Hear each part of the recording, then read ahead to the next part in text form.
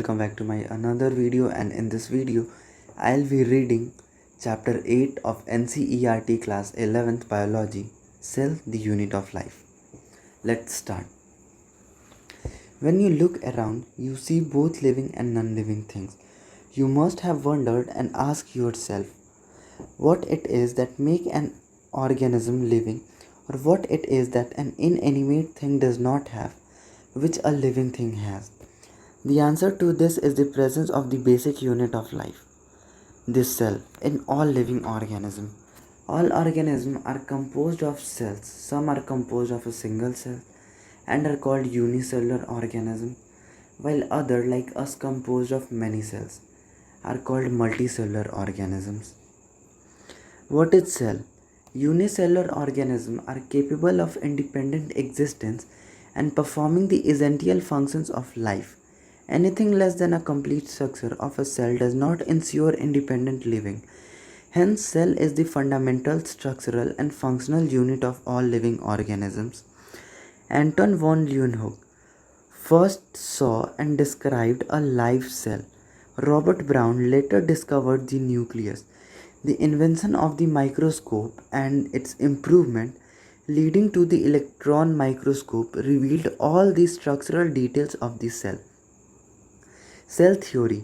In 1838, Matthias Sledden, a German botanist, examined a large number of plants and observed that all plants are composed of different kinds of cells, which form the tissues of the plant.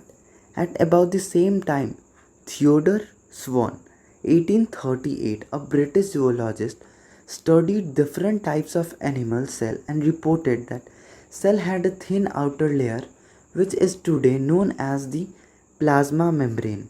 He also concluded, based on his studies on plant tissues, that the presence of cell wall is a unique character of the plant cells. On the basis of this, Swan proposed the hypothesis that the bodies of animals and plants are composed of cells and product of cells. Sledden and Swan together formulated this cell theory. This theory, however, did not explain as to how new cells were formed. Rudolf Virchow, 1855, first explained that cells divided and new cells are formed from pre-existing cells, omnicella e cellula. He modified the hypothesis of Sledden and Swan to give the cell theory a final shape. Cell theory, as understood today, is all living organisms are composed of cells and products of cells. All cells arise from pre-existing cells. Guys, thank you for watching till. अब part 2 में overview of cell से हम लोग start करेंगे.